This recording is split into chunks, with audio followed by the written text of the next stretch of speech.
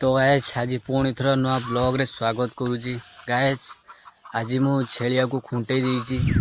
एगुड़ा देखु सब छेली चोरुचंदी, सब आराम से चोरुचंदी। यही जगटा फांका अच्छी ना, तो ये खुंटे दिखाई देखु तु ये सब चोरुचंदी।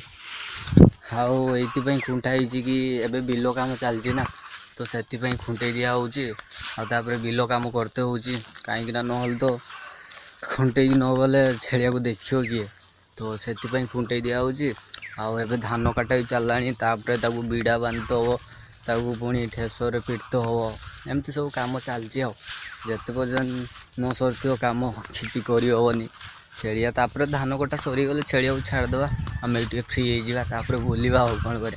एबे तो सब फेस्ट दिन पहुँची गला ना, टे जल्दी कम सारते हम।